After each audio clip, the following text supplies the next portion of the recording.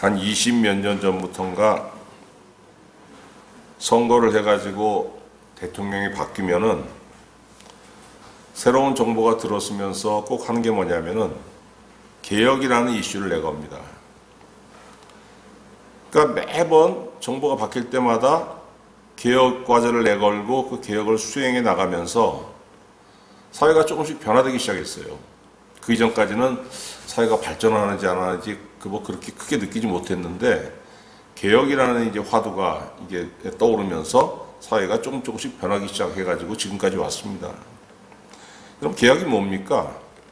개혁은 세상을 좋게 바꾼다는 거예요.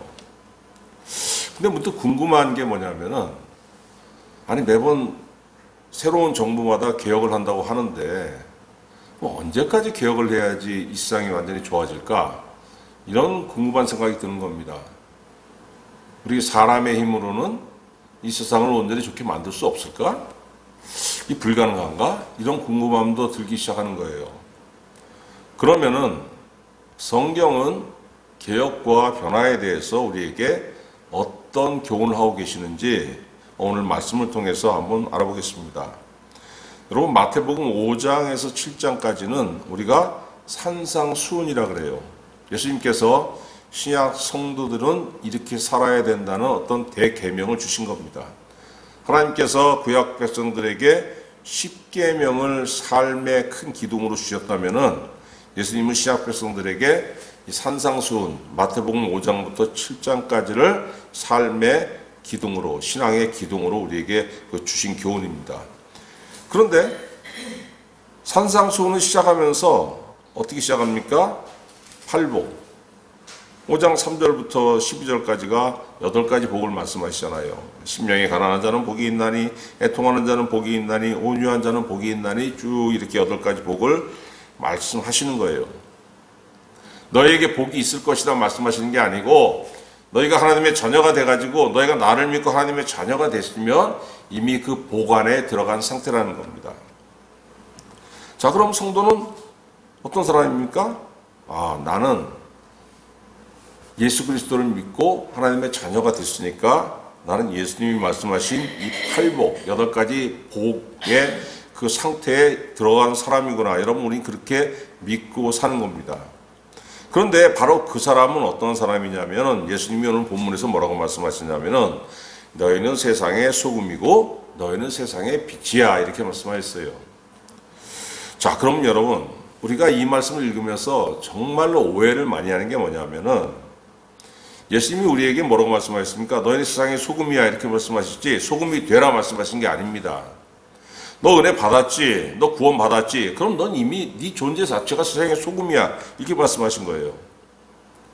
그런데 소금이 되라 이렇게 오해를 하니까 이 마음에 딱 다가오는 게 뭐냐면 엄청나게 부담으로 다가옵니다. 아니 뭐 내가 세상의 소금이 돼야 된다고? 내가 세상의 빛이 되어야 된다고?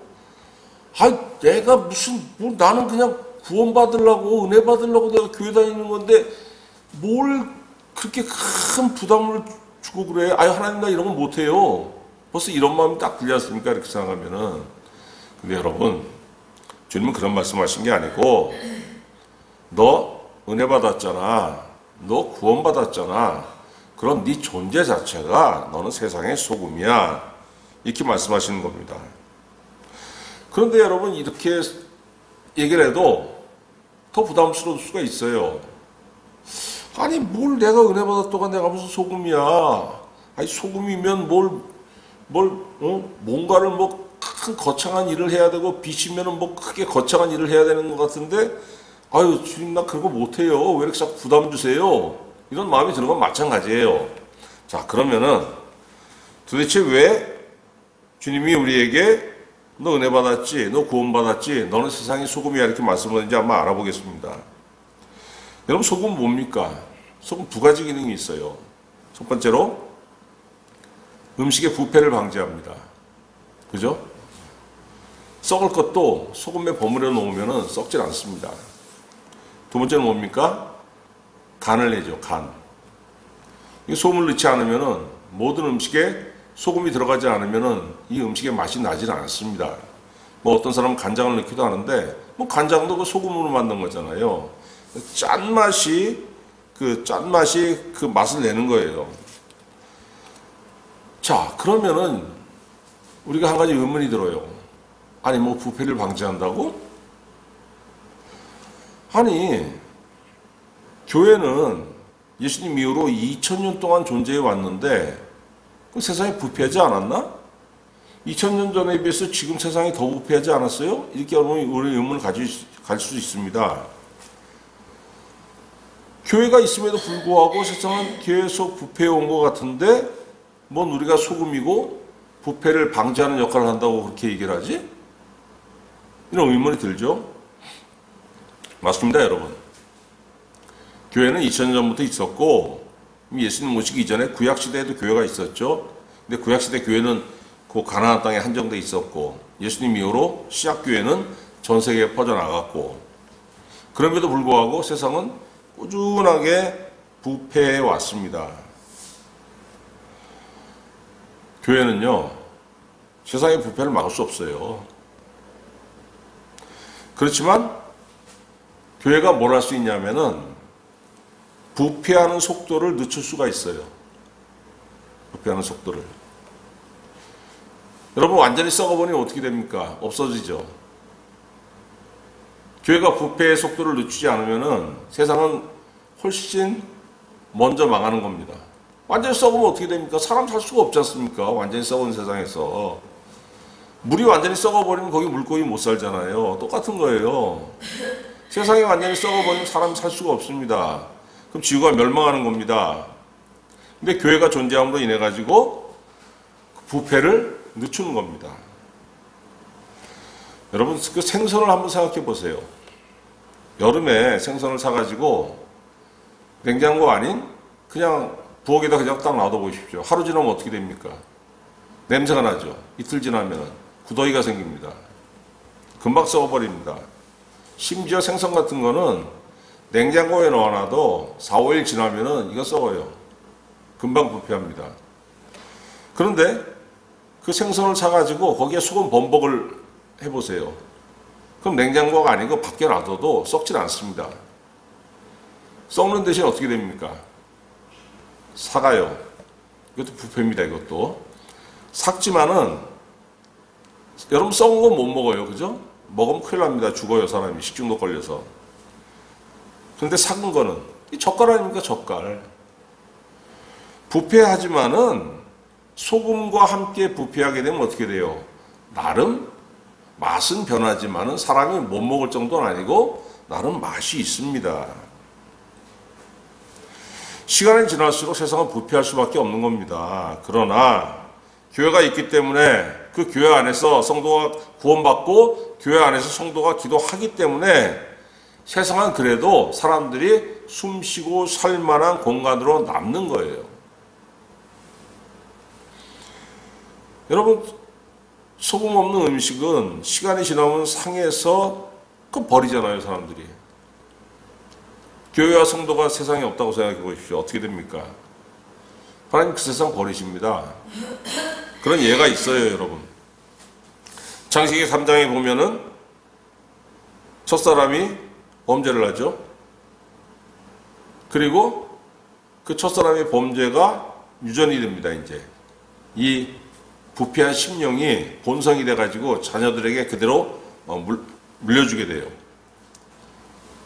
그 아들 가인이 그 부모의 죄성을 그대로 물려받아가지고 가인이 이룬 세상이 어디에 있습니까, 여러분? 창세기 4장에 나오잖아요. 그래, 뭐, 그 타락한 양상들이 창세기 4장에 다 나오는데, 그럼 세상에 그럼 그렇게 하나님을 모르고 부패해가지고 범죄하고 하나님을 떠난 사람들만 있느냐? 그렇진 않습니다. 창세기 5장에 가면은 니네들만 있는 거 아니야. 우리처럼 하나님을 경배하고 하나님을 예배하는 우리도 있어 해가지고 창세기 5장에 보면은 하나님을 경배하는 사람들의 족보가 쫙 나와요. 세상이 완전히 갈라지는 겁니다. 믿는 자와 믿지 않는 자. 창세기 6장에 가니까 어떤 기록이 나옵니까? 하나님의 아들들이 사람의 딸들을 보고 그 반해가지고 결혼했다 이렇게 나오잖아요. 거기서부터 부패가 시작되는 겁니다. 자, 믿지 않는 자들이 믿는 자들에게 가가지고 유혹을 했든지 위협을 했는지 우린 정확히 모릅니다. 그러나 한 가지 알 수 있는 건 뭐냐면은 믿는 자들이 믿지 않는 자들과 결혼을 하기 시작한 거예요. 그리고 창세기 6장은 무슨 말씀을 하고 있냐면은 그 결과로 인해서 그들이 낳은 자녀들이 기존에 믿지 않았던 자들보다 더 악한 인간이 되더라는 겁니다. 세상이 폐괴해지고 하나님께서 사람 지으셨음을 후회하시고 한탄하셨다고 그런 창세기 6장에 그런 기록이 나옵니다. 얼마나 세상이 썩어 빠졌으면 하나님께서 사람 지으셨음을 한탄하셨겠어요. 그런데 그 당시 세상에서 다 그러니까 사람들이 다 악해져 가지고 하나님을 다 떠났어요. 믿음에 다 떠났어요. 유일하게 떠나지 않은 사람 한 사람이 남았습니다. 누구냐면 노아예요. 노아. 그대로 두면 어떻게 됩니까?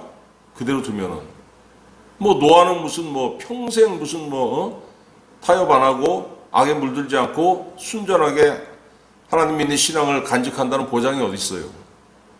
그건 알 수가 없는 겁니다, 여러분. 사람 마음이라는 거는. 하나님께서 노아와 그 한 가족, 믿음의 가정 하나를 지키기 위해서 창세기 6장에 보면은 세상을 뭘로 심판하십니까? 홍수로 싹 쓸어버리시잖아요. 여러분 생각해 보세요. 아니 그렇게까지 하셔야 됩니까? 우리 이렇게 생각할 수 있어요.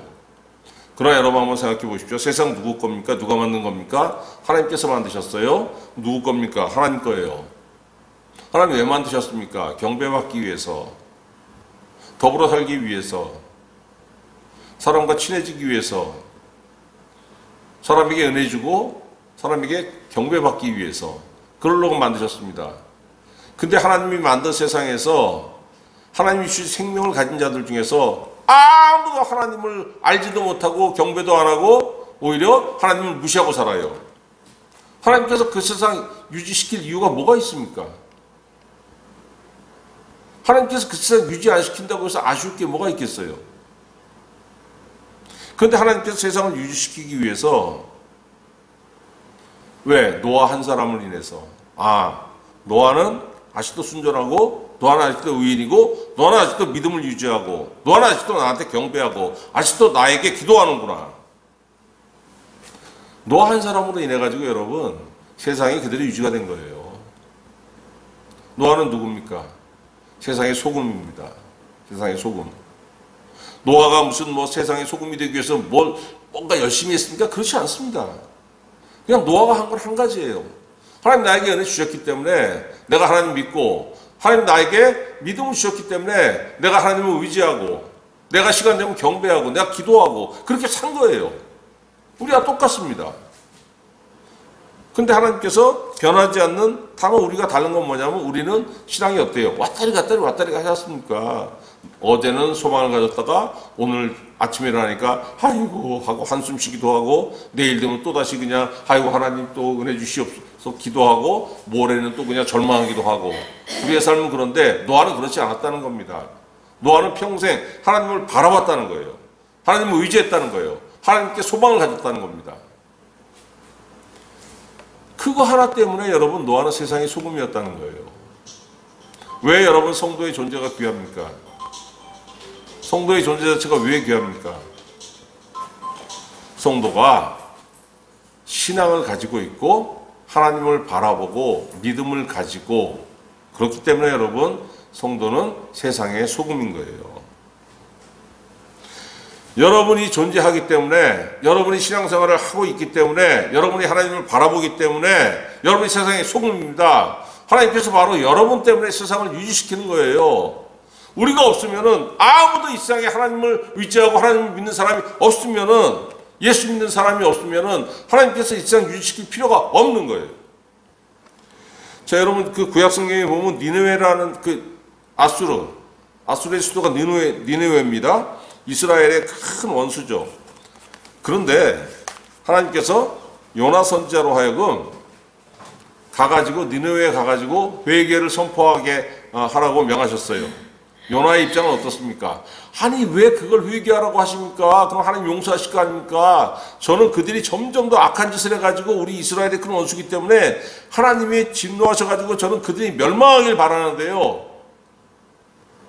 그런데 여러분 요나서 읽어보면 다 아시겠지만 요나가 바다에 던져졌다가 물고기 뱃속에 들어갔다가 다시 살아나가지고 소생해가지고 니느웨에 가가지고 회개하라 40일이 지나면 이 성이 멸망하리라 이렇게 외치니까 왕부터 시작해서 모든 백성들이 제 위에 앉아가지고 옷을 찢고 회개했어요. 그때 하나님께서 니느웨를 용서하셨습니다. 요나서 4장 11절에 보니까 하나님께서 요나 선지자에게 말씀하십니다. 이 큰 성은 니느웨에는 좌우를 분별하지 못하는 자가 12만여 명이요 가축도 많이 있나니 내가 어찌 아끼지 아니하겠느냐 이렇게 말씀하셨습니다. 누구든지 세상에서 하나님을 바라보고 하나님을 의지하면은 하나님께서 그들을 아끼시고 그들로 인하여서 세상을 유지하게 하신다는 거예요. 여러분 은혜 받았기 때문에 은혜 받은 여러분 존재 자체만으로 세상에서 여러분 소금 역할을 하는 거예요. 그러니까 성도는 세상의 소금입니다. 그런데 예수님 뭐라고 하셨습니까? 소금이 그 맛을 잃으면 무엇으로 짜게 하리요? 밖에 버려진다고. 여러분 은혜 받았는데 그 은혜 가볍게 여기지 마세요. 그 은혜 가볍게 여기고 등지는 것을 예수님 뭐라고 했습니까? 소금이 맛을 잃는 것.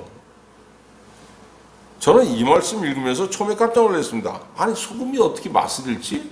소금은 죽어도 소금이고 천년이 지나도 소금이고 짠데 왜 소금 맛을 잃는 거라고 말씀하시지? 우리는 소금이라 그러면 1000년만 먹잖아요. 바다에서 나는 소금. 그건 당연히 맛을 잃지 않습니다. 그런데 이스라엘 같이 이런 사막 기후에 있는 나라들은 이 건조한 기후에 있는 나라들은 소금이 바다에서도 나지만 어디서 나냐면은 산에서도 나고 그걸 암염이라 그래요.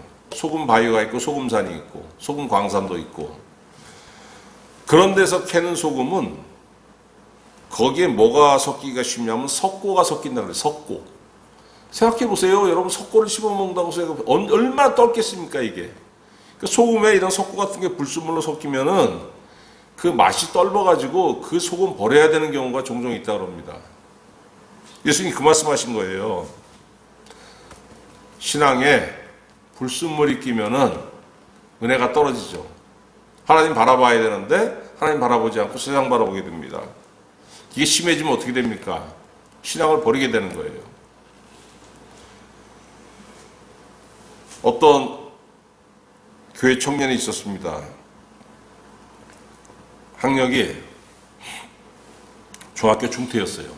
시골 청년인데 그리고 그 아버지 직업은 뭐냐면은 그 아버지는 교회 집사인데 직업이 뭐냐면은 돌로 불상을 만드는 사람이에요. 불상. 이게 얼마나 웃깁니까? 그 교회는 그 교회 주변에 그 교회 바로 옆에요. 그 집사님 그 직장이. 교회 옆에 그냥 그 부처상부터 시작해서 무슨 달마대서상 같은 게 그냥 쫙 세워져 있는 거예요. 그 사람이 만들어가지고 그 절의 승려들에게 이제 승려들이나 불교 신자들에게 팔라고 쫙 세워놓은 것들. 그러니까 그 집, 지나가다 그 집 보면은 뭐 죄 그냥 승려들 아니면 불교 신자들이 와가지고 그냥 그 물건을 보러 와요. 보면은. 그런데 그 아들은, 그 청년은 정말로 기도를 많이 했습니다. 얼마나 은혜가 충만했는지 그냥 좀 아픈 사람들한테 가가지고 안수기도 그 청년이 해주면 뭐 전도사 다니고 아무 그냥 평신도인데 하나님이 은혜를 얼마나 많이 주셨는지 기도하면은 막 낫는 역사가 막 있고 그랬습니다. 그러니까 여러분 교회에서 그 청년 얼마나 기특하게 여겼겠습니까? 그리고 청년부회에서도 그리고 그 어른들이 봐도 저희는 학력은 좀 그렇지만은 그래도 하나님께서 이 세상에서 크게 쓰실 거야. 많은 사람들이 교회 내에서 그 청년을 의지를 했어요. 그런데 어느 순간에 그 청년의 마음속에 파도가 일기 시작했습니다. 왜 그러냐면은 자기 그 또래 그 친구들이 있잖아요. 뭐 고등학교 나오고 대학 나오고 한 친구들이 이제 버젓한 직장도 잡고 직장 잡았으니까 이제 짝을 만나서 결혼도 하고 그런 거 보고 마음속에 파도가 있는 거예요. 야, 쟤는 배우기도 많이 배웠고 직장도 좋으니까 번도 사니까 저렇게 가정을 이루고 이제 하나하나씩 갖춰 나가는구나. 아, 난 이게 뭐지?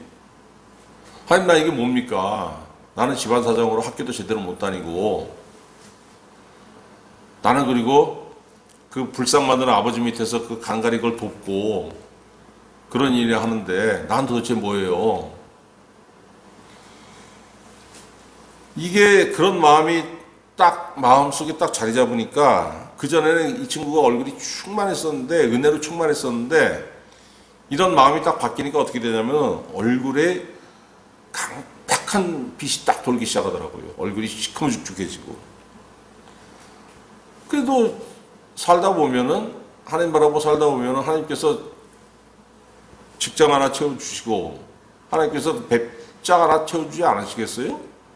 그걸 기다리면 되는데 그걸 못 기다리는 겁니다. 하나님 나한테 주실 마음이 없는 거야. 이건 내가 채워야 돼. 그러면서 막 그때부터 그냥 하나님께서 아직 허락하지 않으신 거를 그냥 자기 힘으로 채우려고 막 하면서 야, 그 하나님께서 주신 사명과 은혜를 망각하고 자기 뜻대로 자기 자신을 세워나가더라고요. 어떻게 되겠습니까, 여러분? 그 삶에서 뭐가 없어졌겠어요? 기도가 없어지, 기도가. 그 믿지 않는 여자를 만나가지고 결혼 날짜도 잡고 청첩장 다 만들어서 고향에 내려갔어요. 일가 친척 친지들한테 그걸 청첩장 돌리기 위해서. 그랬다가 거기서 교통사고로 죽었습니다. 그때가 27이에요. 소금, 정말로 짠 소금이었는데 그 마지막은 뭐냐면은 맛을 잃은 소금. 예수님 말씀하셨지 않습니까?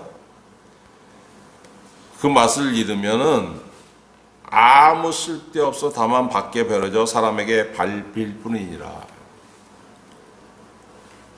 교회에서 모든 사람들이 그 청년을 그렇게 아꼈는데도 불구하고 그 은혜를 다 잃어버리니까 그 청년 죽은 후에 아무도 애도를 안 해요. 저는 깜짝 놀랐습니다. 그걸 보고. 그 장례식에 아무도 안 가더라고요. 아무도. 그때 청년회장을 맡고 있던 저만 갔어요. 아무도 가겠다는 사람이 없어요. 이 사람 저 사람에게 전화를 다 돌려봐도. 이야, 참. 그 여러분, 우리가 가져야 될 건 뭐냐면은 소금이 돼야지 이게 아닙니다. 그냥 하나님 은혜 주시옵소서. 나 은혜 안에 살게 하여 주시옵소서. 그럼 하나님 나를 어떻게 바라보시는 겁니까? 그래, 넌 소금이야. 내가 너 때문에 이 세상 유지하지. 내가 너랑 교제하는 맛에 내가 세상 유지하는 거야. 하나님 이렇게 말씀하시지 않습니까? 예수님 또 우리에게 뭐라고 하셨습니까? 너는 세상의 빛이다. 빛이 되라가 아니고 은혜 받은 성도 자체가 빛이라는 거예요. 왜 빛입니까, 여러분? 여러분, 빛은 뭐예요? 빛의 본질. 하늘에 떠 있는 태양을 우리는 빛이라고 생각하지만은 빛의 본질은 뭐냐면 하나님입니다. 예수님이 뭐라고 했어요? 요한복음 1장 9절. 요한복음 1장 9절 예수님에 대해서 참빛 곧 세상에 와서 각 사람에게 비추는 빛이 있었나니. 여러분, 빛을 어두움을 몰아냅니다. 우리는 근심 속에 잡혀 살다가 어두움 속에 잡혀 살다가 죄악 속에 잡혀 살다가도 예수님이라는 빛을 만나게 되면 어떻게 됩니까? 이 마음속에 뭐가 없어져요? 어둠, 죽음의 어두움, 근심의 어두움, 절망의 어두움이 물러가잖아요. 요한복음 8장 12절 예수님 직접 말씀하시기를 나는 세상의 빛이니 나를 따르는 자는 어둠에 다니지 아니하고 생명의 빛을 얻으리라. 내 마음속에 아직도 어둠이 나를 누르고 있으면은 나는 예수님을 제대로 붙잡지 못하고 있는 거예요. 예수님 누굽니까? 생명의 빛이지 않습니까? 내가 주님의 은혜를 입었는데 왜 어둠이 나를 공격하고 왜 어둠이 나를 사로잡고 왜 어둠이 나를 짓누릅니까?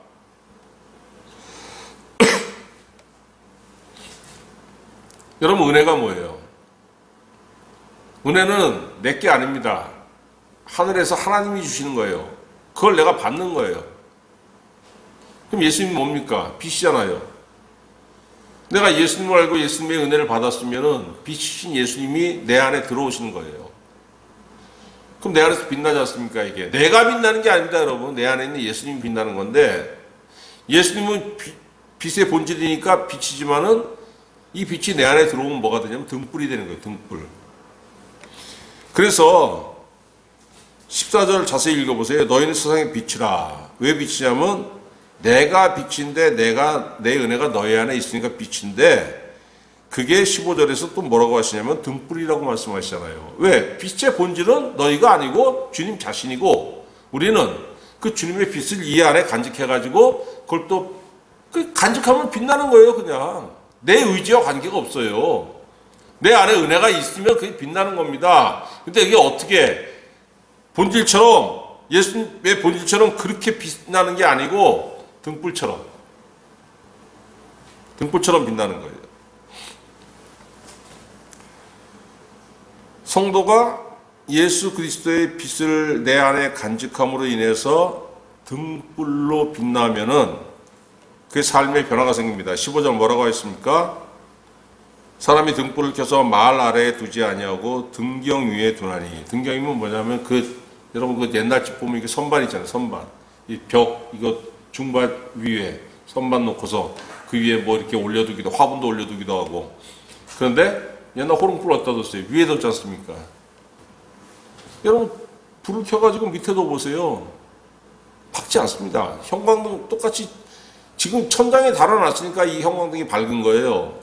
저 한 1m 높이의 벽에 달아보세요. 이 밝기가 나오질 않습니다. 빛은 무조건 위에 둔 거예요. 등불은 위에. 그러니까 여러분 등불은 집안 높은 곳에 두는 거예요. 성도에게 예수님의 은혜가 있어서 내가 등불이라는 도구로 사용된다면은 하나님께서 나를 높이 두시는 겁니다. 그러면 여러분 어떻게 됩니까? 이야, 그럼 출세하는 거네. 이게 출세까지는 아니고요. 내가 속한 집단이 있잖아요. 가족이든지 사회든지 어디든지. 내 안에 은혜가 없으면은 여러분 나는 별거 아닙니다. 그 집단에서. 그죠? 그냥 고집 세고 말 많고 이기적인 그런 존재밖에 더 됩니까? 그런데 주님의 은혜가 내 안에 들어와 가지고 이 빛으로 말미암아서 내가 주님의 은혜를 비추는 등불의 역할을 하게 되면은 나는 빛나잖아요. 그럼 그 집단에서 어떻게 되는 겁니까? 주목할 만한 대상이 되는 거예요. 여러분 은혜라는 게, 여러분 은혜 받지 않았을 때와 은혜 받고 한 10년 지나고 나서 우리가 어떻게 변할까 한번 생각해 보세요. 은혜 받기 전에 뻔한 거 아닙니까? 사람들 앞에서 그냥 막 거짓말도 많이 하고 이기적이고 다투기도 잘하고. 근데 내가 열심히 기도하고 신앙생활 한 10년 했어요.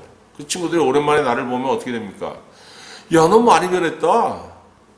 그전엔 막 그냥 나를 왕따시켰는데 이젠 막 내 옆에 와가지고 나하고 얘기하려고 그러고 막 뭘 상의하려고 그러고. 이게 여러분 뭐예요? 등불이 등불. 뭔가 달라 보이거든. 뭔가 푸근하거든. 뭔가 저 친구하고는 얘기해도 비밀을 보장해 줄 것 같고 나를 위로해 줄 것 같고. 그렇지 않습니까?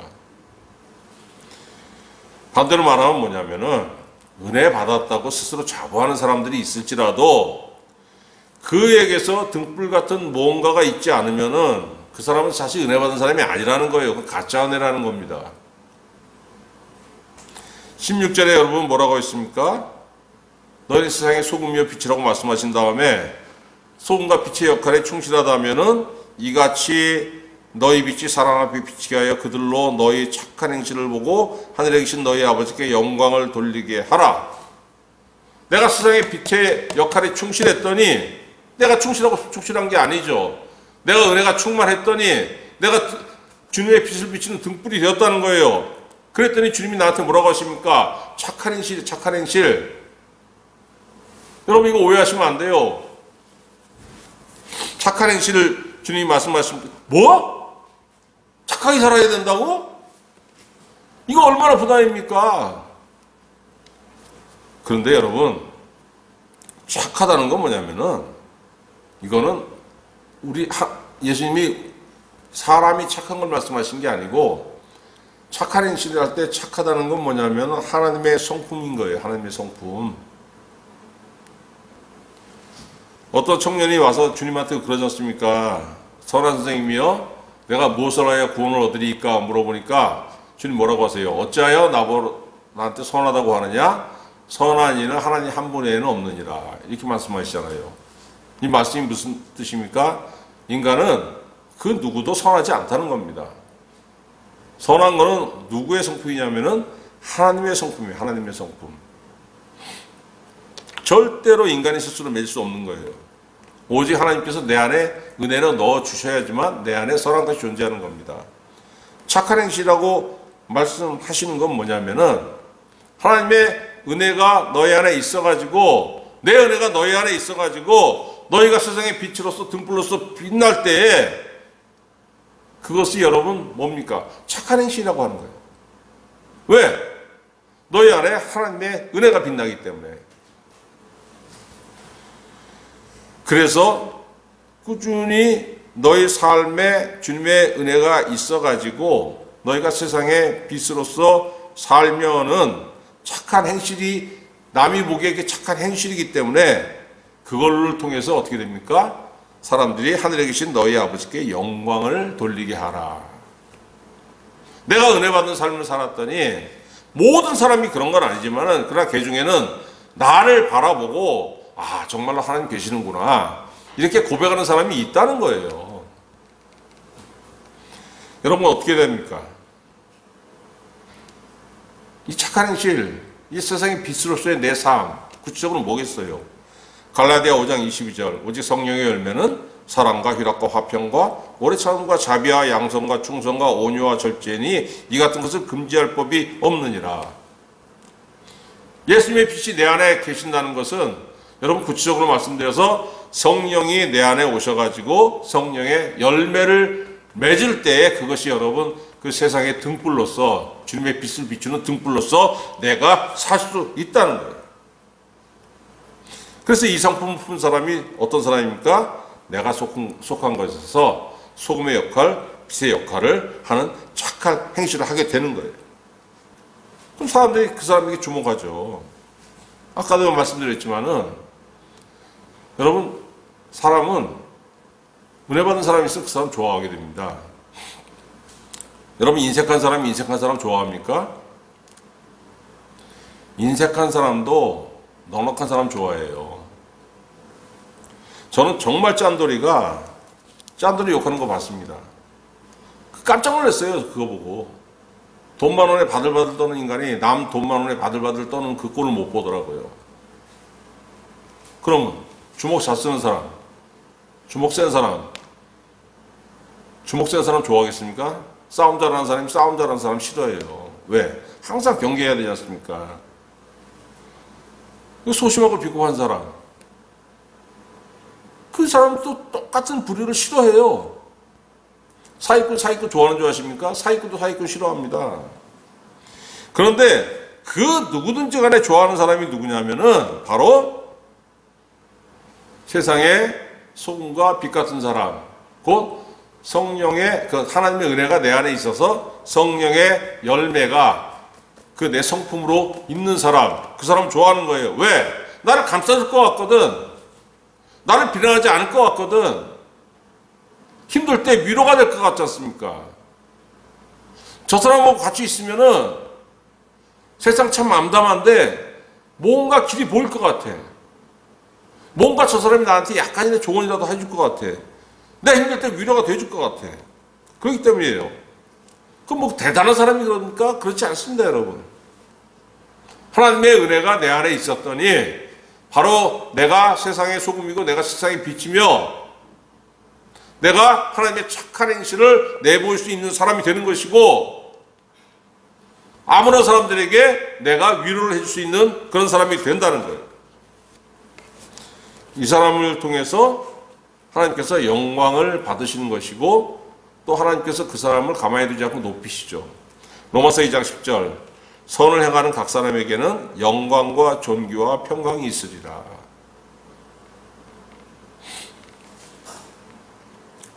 여러분, 은혜 받기 힘쓰고 받은 은혜를 귀하게 여기셔야 됩니다. 받은 은혜를 귀하게 여기신다는 게 뭐예요? 이 은혜가 계속 내 안에 머물도록 힘써야 된다는 거예요. 그 힘쓰는 게 뭐 딴 겁니까? 늘 하나님 바라보고 기도하고 말씀 읽고. 개혁의 주체는 사람입니다. 뭐 대단한 사람이 세상을 바꾸는 게 아니고 하나님께서 원하시는 것, 하나님께서 세상을 어떻게 바꾸십니까? 소금 같은 사람, 빛 같은 사람을 통해서 하나님께서 원하시는 대로 세상을 바꿔 나가는 거예요.